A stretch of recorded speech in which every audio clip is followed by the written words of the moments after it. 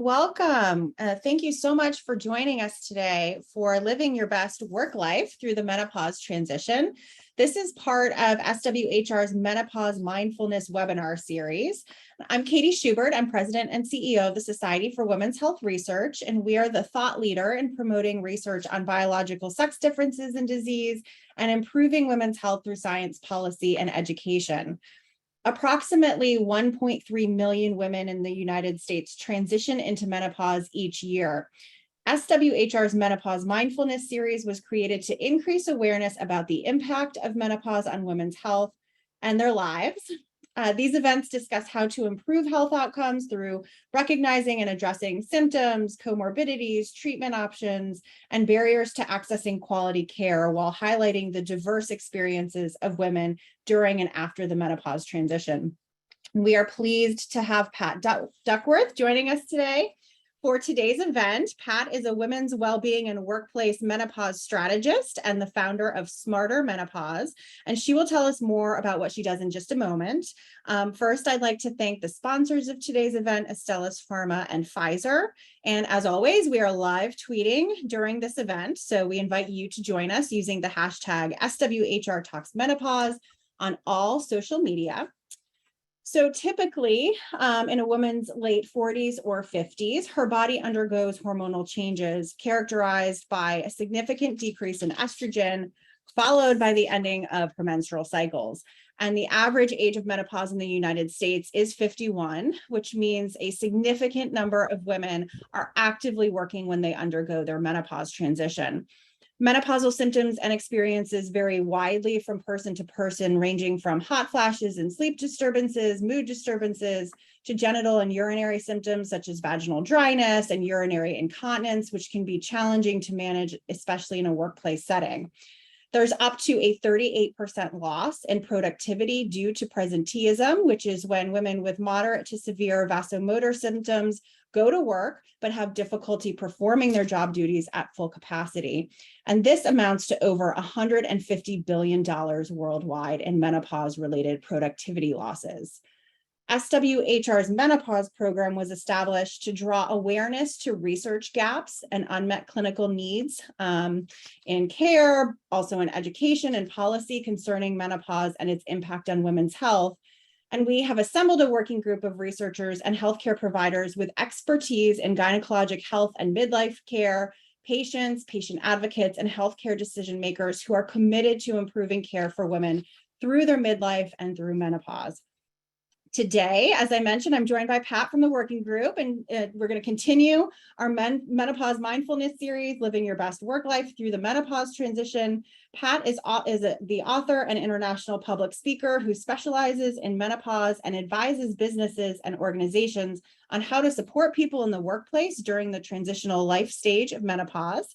And then following Pat's presentation, we will open up for a question and answer session. We invite those of you who are tuning in live to submit those questions throughout the event using the Q&A function at the bottom of your screen. And so with that, Pat, I will turn it over to you to tell us more about what you do and why it's so important to ensure the workplace settings are menopause friendly. Thank you so much, Katie, and thank you to SWHR for the amazing work that you're doing in bringing this subject out into the open and talking so much more about it. It was a real privilege to be asked to join you on the project. And I've been working in this area of menopause and supporting women at menopause for about 10 years now. I wrote my first book, Hot Women Cool Solutions, back in 2012.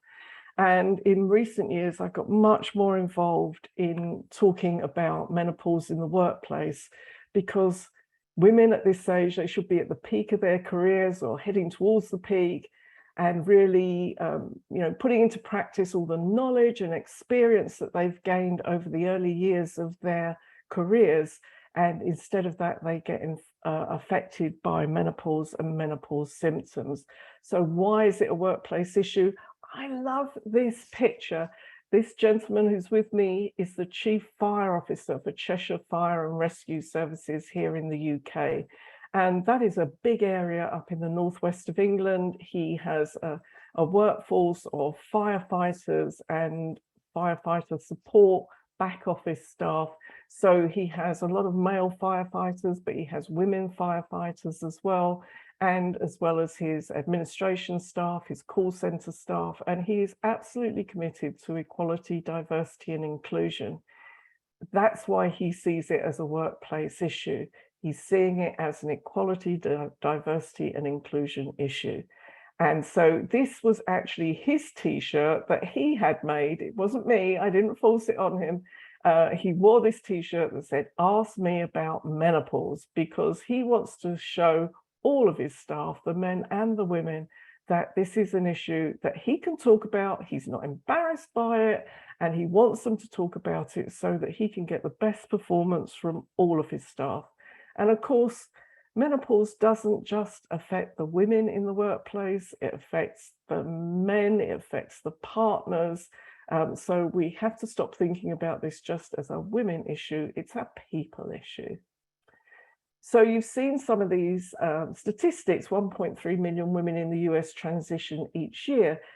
And of course, it's not just a year of transition. You've got some women, about 25% of women will go through menopause without experiencing any symptoms, but 75% will experience symptoms, and they might last for a year, 5 years, 10 years. So there is a whole body of women out there who are experiencing this. And let's not even talk about the men who get andropause, which is a male version of this, as their hormones change as well.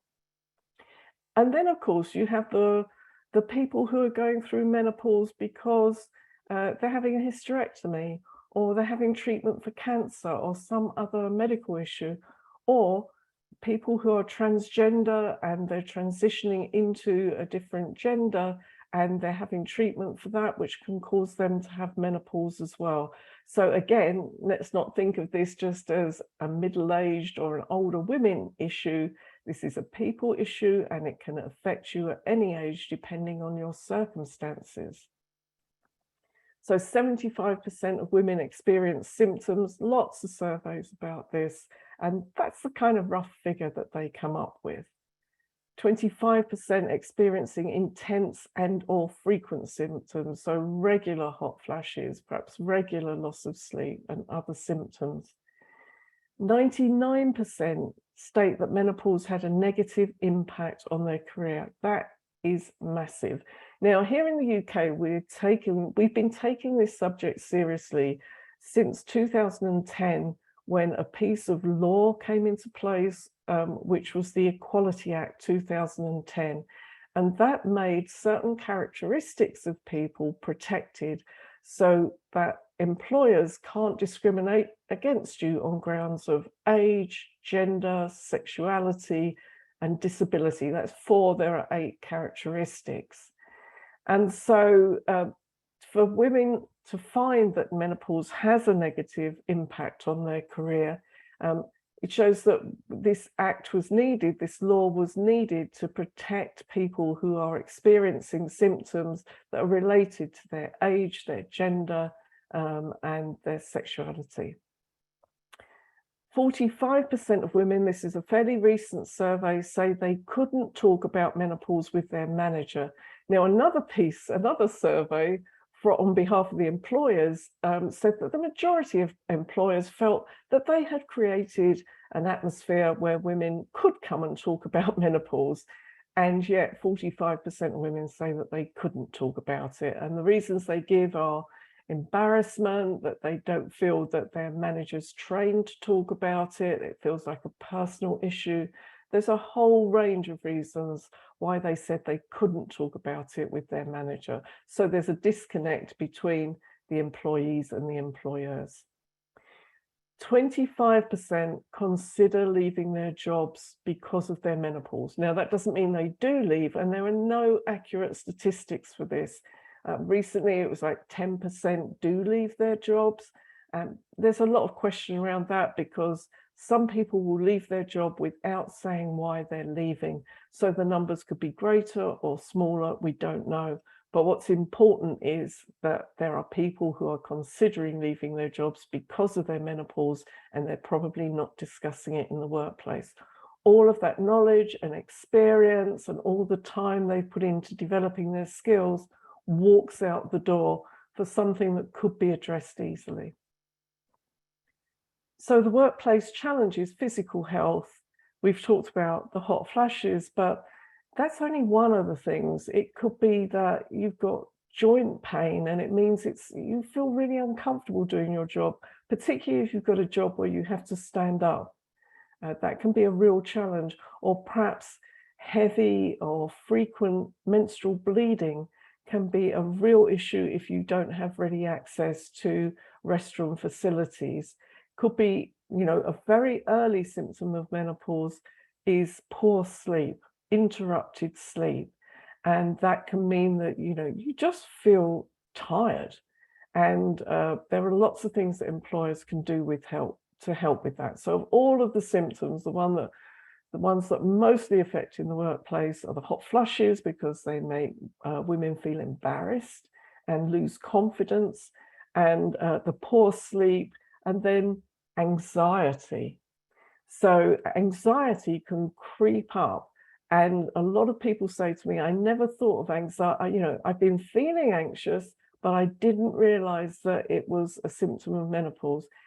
And it can be, as the SWHR Toolkit mentions, that anxiety is a thing because of the change in the balance of hormones and how they affect the major hormones, particularly cortisol and adrenaline. So anxiety, mood swings, maybe even low mood, and the cognitive functions. So many women experience brain fog. And if you've never experienced it, those words kind of sum it up. When I started to go through my perimenopause, the years leading up to menopause, and I knew quite a bit about it. I wasn't working in this field, but I'd done my research and I had heard about brain fog. But when it hit me, I felt like I needed a new pair of glasses every day. It was like the world had gone out of focus and I just wasn't seeing things as clearly as I used to see them. And that's why it's that fog. I didn't recognize it at the time as brain fog. I thought something had gone wrong with my eyes.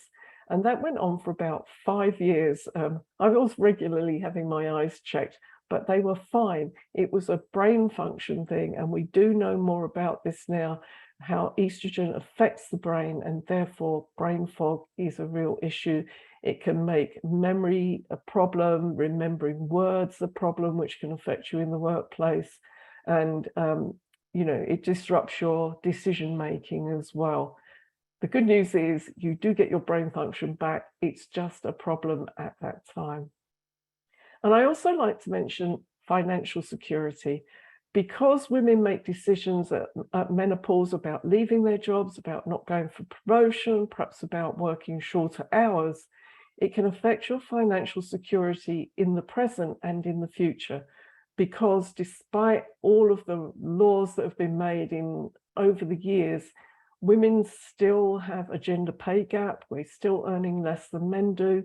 And there is a much bigger gap in pensions. Our pension fund gap is much bigger because of the decisions we make at menopause and at other stages of our fertility. So think about that. The decisions you make at this stage of life have an effect on your present and future financial security. There are big benefits to organisations, and we're learning more about this because we're further ahead here in the UK. We're getting the results of doing this. And Katie told us about, some of the costs to organisations, but organisations who do support women find that they get improved productivity. If you're feeling supported, if you're getting the very practical support in the workplace, it is probable that you will improve your productivity. Reduce sickness leave, absenteeism, presenteeism, again, because you're being supported. Better staff retention. This is something for women where they feel that because they're being supported, they're more likely to stay in their job. And those women who think about giving up their jobs because they're going through menopause, if they've got an opportunity to talk to their manager about it, then they're more likely to stay. That improves morale, improved employee relations, A more diverse and inclusive culture, so women can feel that they can stay on in their jobs, and that improves the age range in work. And I'll quickly say, and I'm sure it's in the SWHR report, women of colour experience a worse menopause, partly because they experience more fibroids and tend to have more hysterectomies because of that as well. And the general stress of being a woman of colour can make the symptoms worse as well.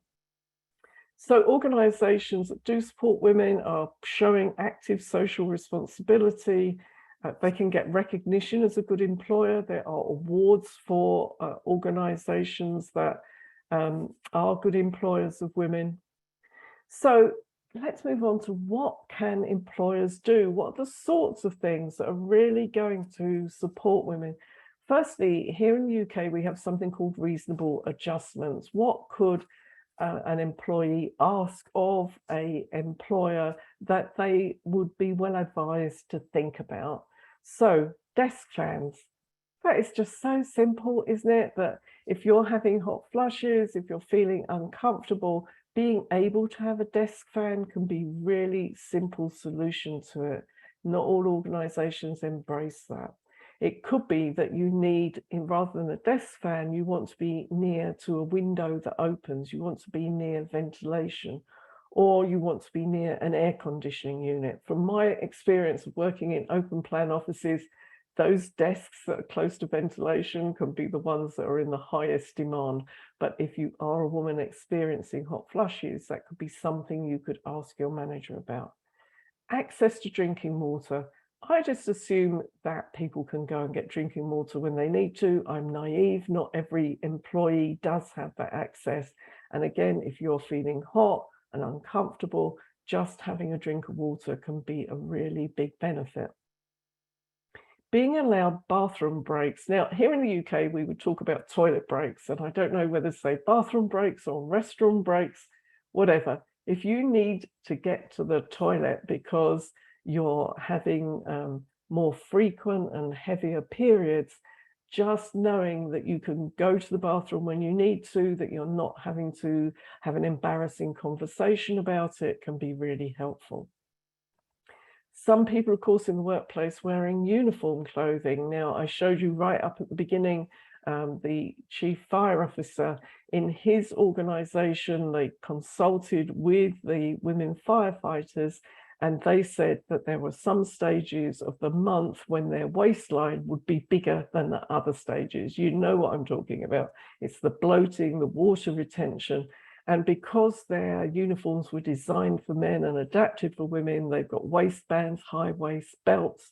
And they said, we could just do with 2 pairs of trousers, 2 pairs of pants, so that on the days when we're a bit bigger, we've got a size of trousers or pants that fits us. But it could be like if you've got a shirt on with long sleeves and cuffs, perhaps a short sleeve, or you're able to roll your sleeves up. Could be something around the collar if you're wearing a tight collar, or even if you're in an organization where you have to wear a tie. Lots of simple things you can do to help with the uniforms. A review of duties. Now, that's particularly important if you're doing a job, working in a workplace where you have to stand up a lot of the time, and maybe you need to review that and see if you can have breaks or do a job where you don't have to stand so much if you've got joint aches, or if you have got heavy menstrual bleeding. Supportive seating. In the picture at the bottom there, you can see that the lady working on the computer doesn't have the best supportive seating. She's sitting forward, she's sitting very upright, but I don't think that's a very good seat. Sometimes just supportive seating, keeping your back in a good position, can be really helpful. During the last couple of years, the employers here in the UK have got very inventive. They've listened to what women want, providing a rest room, a room where employees can go and rest. Some women experience cliff edge fatigue. They're okay 1 minute, the next minute they have to lie down. And just providing a room where they can go and lie down and rest for maybe 30 minutes or an hour, and then take their work back up, is very helpful. flexible working hours, being able to come to work either later in the morning, so you miss the rush hour, going home a bit later after the rush hour, or starting earlier and going earlier. This can be really helpful. A lot of women embrace flexible working time because it really helps them to cope with their work. Those are the kind of practical adjustments, but there are more strategic approaches. And what do I mean by that? It is really finding out, not just kind of, oh, let's just put a sticking plaster over it, here's a fan, that will do. It's doing more than that. It's making it part of your strategy. And the best way to start is having a staff survey. And that is all of staff, not just the women. We're talking to the men as well. We're talking to everybody. And we're asking them, how comfortable do you feel talking about menopause? How comfortable would you feel if one of your employees came and asked about it? Do you feel trained enough? Any number of questions. What reasonable adjustments would you like to see? Do you know where you can go for resources? A whole raft of questions that you can ask, rather than jumping in and saying, this is what we'll give you. You're actually finding out what your staff want and need. And then from that, putting a communication strategy in place. So you're actually saying to employees, this is what you can have. This is where you can find resources. This is any workshops that we're running or any training. Here are some trusted websites that you can go to if you need more information. Here's some basic information that everybody needs about what menopause is. That could be a link through to the SWHR Toolkit, a trusted source of information where people can find the help that they need. And then thinking about training and workshops. What kind of training do your staff need? Not assuming that this is just, oh, women need to know what's happening for them, or managers need to know how to deal with it. You're looking at your staff survey and saying, what do people want? Is it the training? What areas of training are they looking for? Are they looking for more skills on communication, on how to have that conversation? Or is it that our employees actually need some basic information about what menopause is, how it might affect them?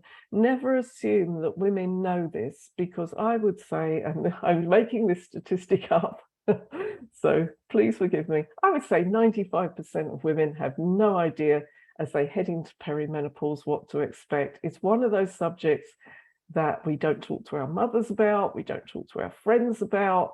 We just kind of look at Dr. Google, and I think for some women, they think, oh, if I start talking about it, then it's going to happen sooner. No, it doesn't happen sooner just because you talk about it. You are just better informed.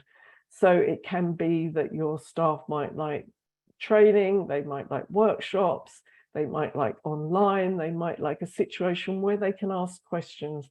What I've found is, and I hope that you do ask lots of questions this evening or this afternoon or whatever time zone you're in, do ask questions, because I've found that the more questions people ask, the more information they get, the more they share.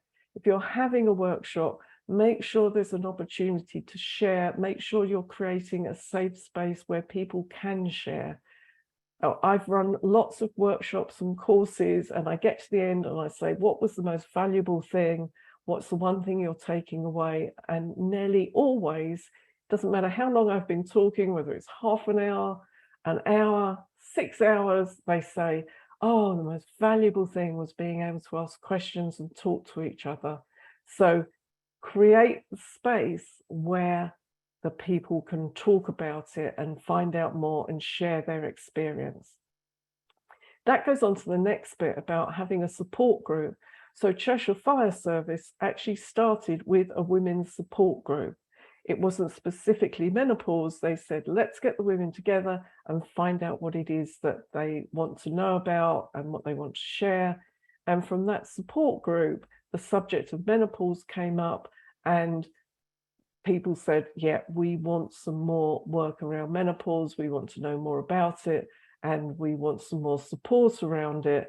And so from the support group, the menopause work came out of it. So it doesn't have to be a menopause support group. It could just be a support group where you're actually getting more feedback from people, and from that you can find out what it is you want to do. A lot of companies now are supporting menopause champions. Now, that is the person in the organization. It's not a dedicated role. It's a person who everybody knows that they can go to as the person who points them towards resources. That person keeps up to date with what's available and actually can point people, signpost them to where the resources are that they need. And they might perform the role too of coordinating with senior management and telling senior management what it is. They're doing a liaison job to explain what it is that staff are asking for. The gold standard in all of this is the menopause policy. Now, a menopause policy brings together a number of elements, and it is something that a lot of companies in the public sector here in the UK and in the private sector are doing. Now, before I started this evening, I did ask if somebody could give me a 5-minute warning of when I'm running out of time, but I can't open my chat up. So you might have to sound a hooter or something to tell me. You're doing all right. We have a couple more minutes left before we can get to questions and answers. Okay, thank you. So a menopause policy brings together who the menopause champion is. It brings together where the resources are. It tells people what reasonable adjustments they might expect. It says what your values are. So it brings together everything for the organization to actually lay it out that this is what we're doing and this is what we're providing for our staff. It has to be a live document. If it's a bit of shelfware that nobody ever looks at, it's not going to do any good. And finally, it's not just down to the people with a designated role. Within organizations, within workforces, it's a good idea to have allies. And what can an ally do? Well, you can just be somebody who listens without judgment. A lot of women feel they've never been able to talk about this and what they're experiencing. So if you can be that ear and listen without judgment, not saying, oh, I don't know why you're experiencing that. My mum didn't have that problem. You know, you're not that person. You're the one who says, tell me what you're experiencing and what else and how is that affecting you? Get informed as an ally. You know, you start off with a webinar like this, looking at the SWHR document, get informed about what's going on and be able to be that person who can point women towards resources and point men towards them as well. The man says to you, somebody in my line management or my wife or my partner or even my mum is going through menopause and I don't even know what it's about. If you can point them towards resources so that they can find out more about it, you'll be being a really good ally. Good, there I am. I hope I've got to just the right point at just the right time, and hopefully you've all got your questions and I can answer them for you. Thank you so much, Pat. We really appreciate it. I think there's a lot there to take away. I have some questions. I'd invite our attendees to submit your questions using the Q&A function. So we will try to address as many as we can, but there was so much good information here. I think there's a lot to sort of tack on. I would maybe start with saying, I think that where you all are in the UK in terms of your policies is quite far ahead of where we are here in the US. For those who are jumping in live here today, just yesterday, there was a piece of legislation introduced that was really directed at research in menopause. And I'm curious to see how that's going to go because we can't even track research in menopause here. So that's sort of where we're starting. But I think that this conversation about menopause in the workplace in particular is really important for all of the reasons that you just talked about. I'm wondering if you would be willing to share sort of thinking about your own menopause transition. You talked a little bit about the brain fog piece. What would you say were your most bothersome symptoms and how did you manage them? So when I started to go through it, I was working in central government. I had a director role, so I was senior management, and I was commuting to London an hour and a half to 2 hours each way a day. And so the brain fog was not helpful. I've always been a champion sleeper. I would just go to bed, fall asleep, wake up 8 hours later. And my sleep started to get disrupted. So that felt, not good. I was more tired. And I started to get hot flashes as well. And I was really concerned. I wasn't so much concerned about them happening in the office. When you're commuting on busy trains and you're getting so hot, you feel like there's a furnace lit under you. And you think, how can I get my coat off and my scarf, during the winter when you're wearing layers of clothes and you just want to rip everything off because you're so hot. And that's not a good thing to do on public transport. So, and gradually I felt like I couldn't really, well, I knew I couldn't talk to my manager about it. He wasn't that kind of a guy. And so I felt uncomfortable about it. And gradually I thought I need to move on from this job that I'm doing. Now, I'd spent 32 years building that career, gaining knowledge and experience. And in the end, I just walked out the door with all of that. So really, it's so important to recognize what you're experiencing and be able to take steps to deal with it. Yeah, well, and I think that sort of last point that you just made in terms of thinking about, if you can or cannot feel comfortable talking with your supervisor or your workplace. There's an excellent question in the Q&A, thinking about how would you advise someone approach their own organization to think about what resources might be available to support them in their menopause transition. And then the second part to this question is also, I think, really critical. Is there a risk of ageism being linked to those who may identify as going through menopause? There's some really big questions there. And I think this is why women haven't been raising it in the workplace, is this whole thing is that it identifies how old you are, even though this can affect women much younger and can affect for a number of medical reasons as well.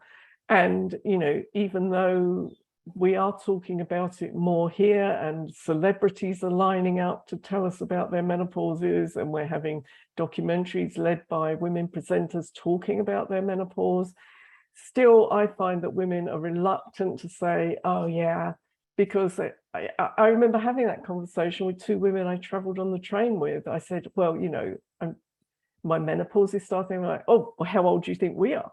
And I thought, well, you're the same age as me. That's why I'm talking about it. Even then, they were still very reluctant to talk about it. So yeah, ageism is an issue, even though we all get older every day. And that's a good thing because it's better than the alternative. When are we going to learn that actually getting older every day is a good thing? But I understand that this is, it's still an issue here in the UK. We have had people take their employers to court about ageism and menopause, and they have won their cases. There was one recently against Superdry, where the employer had said to the employee, well, she hadn't been promoted. She got years of experience, and she should have been promoted. And somebody much younger and with less experience was promoted. And she thought, no, this isn't good enough. And so she took them to court. And when they had to reveal their papers, they said that she was a low flight risk. In other words, because of her age, she wasn't going to go anywhere. And the court decided that was ageism, and she won substantial damages from the company and reinstatement. So I'm sorry, that's a long way around talking about that. But if you want to introduce it, it really depends on the culture within your organization. You can now find lots of research from the UK about the effects of menopause in the workplace. If anybody wants to contact me, I'm happy to share links with you, because in the past 2 years, we have been falling over research in this area that explains why it's important. And so I think if you're just starting out, you need a senior ally, somebody who is willing to consider this and take it higher and give them the evidence. I think if you start with the evidence, look, this is what's going on. This isn't just women in the UK, this is women and people generally. And I think, start with an ally, find somebody. They don't have to be in human resources. They could be anywhere in your organization. They don't have to be a woman. It could be a man who's senior, who says, yeah, this is important and we'll take it forward. Yeah, well, and it's almost like when you think about professional development or thinking about ways in which you want to grow in your career, it's almost a similar idea to have those allies and also potentially sponsors who can sort of take up that flag. And I think when we think about women's health in particular across the lifespan, it's so interesting to see the stigma is pervasive, I think, no matter what you're talking about. And a lot of these issues that we're thinking through in terms of both workplace, but also needs for research and access, again, are common themes. And for stigma in particular, and you talked a little bit about this, but obviously both menopause also aligns itself with the stigma of aging, and people don't want to talk about that. And I wonder what your thoughts are on how we can sort of collectively reduce the burden of stigma on women as they're navigating the menopause transition. It starts with this kind of event where we're talking about it openly. And, being able to talk about it openly, talking to other women about it openly. And if somebody wants to talk to you about it, not shutting the conversation down. This is where it starts, is that as women, we're open about it and we're not trying to hide it. Doesn't mean we all have to, look old and not wear makeup and let our hair go grey. We're not talking about that. We're talking about just being open about the challenges of it and how it affects us. And so I think, it is part of ageism, it is part of sexism, and it can also be part of racism as well. So we're tackling big issues just talking about it. But I think opening up, getting yourself well informed, so that if somebody says something which is just obviously wrong, you can actually go, no, well, have you seen this piece of research or that piece of research? There's a really good piece of research by the Italian-American neurologist, Lisa Mosconi, about the effects of menopause. Watching things like that, perhaps watching it with somebody else, having a conversation about it, we're just breaking the barriers down, just slowly but surely, small step, keep breaking down the barriers. Yeah. And then you talked a little bit about the allyship piece of this, right? And sort of approaching your workplace. And you also mentioned sort of this idea of support groups. So who would you connect with about your challenges and even your triumphs? Because I think a lot of this we think of as menopause as being like a negative time in someone's life, whereas it can be very positive, and we should be celebrating, right? This transition. So, who might you connect with, and how would you advise people in sort of finding or establishing those connections if they're ready to talk about it? So yeah, it really depends on the size of your organization and how it's set up, and the culture within your organization, whether it is somebody in human resources or in development, or if you have an equality, diversity and inclusivity officer, it's finding that person and saying, have you thought about this particular issue? Let me share something with you. Could we set something up? And within your group of contacts, saying, if there was a women's support group, would you be interested, and what would you like to talk about? And so you're feeling it out. If there's not something already there, it's looking for those people who you can connect with, people you can talk about this with, and then the people within the organization who would have a vested interest in sorting it out, whether it is human resources or equality and diversity, or there might be an occupational health person within your organization who would be a good contact. Just think about who there is who might have a real interest in doing something about this.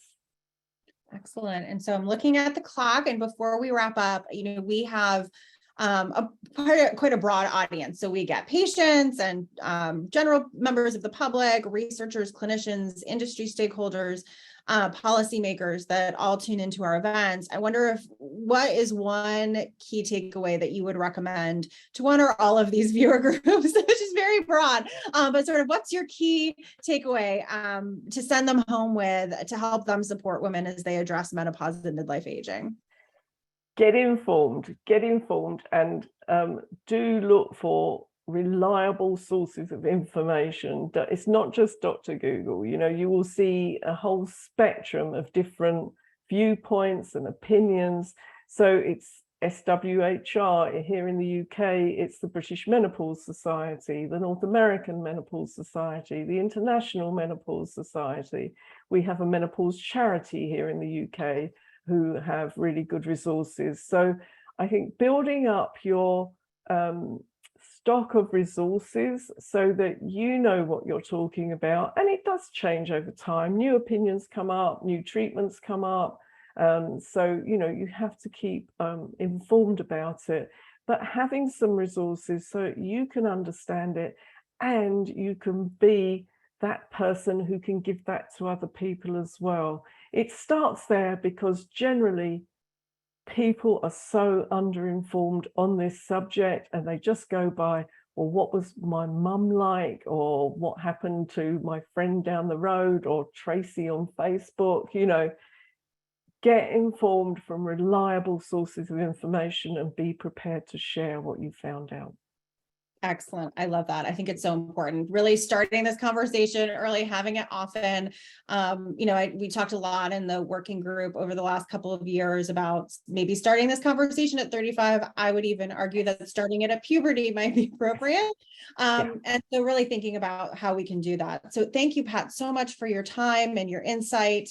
I'd also like to thank Astellas Pharma and Pfizer for their support of this event and for SWHR's menopause program, just to help women navigate their midlife and menopausal care. And I highly suggest that all of our allies as well check this out. SWHR has developed a menopause preparedness patient toolkit, and it really provides content about recognizing and treating menopause symptoms, preventive care for health conditions associated with menopause and midlife, talking points for your doctor's appointments, a personal menopause care journal, and more information about the workplace conversation that we touched on today. And I think we're hoping to expand that particular conversation out in the future to really think about what that conversation might look like for women in the workplace. We have also adapted the toolkit into a series of web videos that can be easily accessed and watched on our website and on YouTube. Raising awareness and improving access to information about menopause can help reduce stigma surrounding menopause and aging, which we heard a lot about today, and hopefully better prepare women, their healthcare providers, and employers to address the potential challenges during this stage in their lives. The goal here is to maintain a full and high quality of life across the lifespan. The other thing is that we will send out an email with a recording of today's webinar to all registrants, as well as the link to the menopause toolkit. So please be on the lookout for that, and we encourage you to share that far and wide. To all of our viewers live and recorded, we invite you to connect with us on social media and visit our website, www.swhr.org. You can register for future events, you can download additional women's health resources, and of course, sign up for our newsletter. And finally, continue this important conversation on social media using the hashtag SWHR Talks Menopause. Thank you all so much for joining us today. We look forward to continuing the conversation.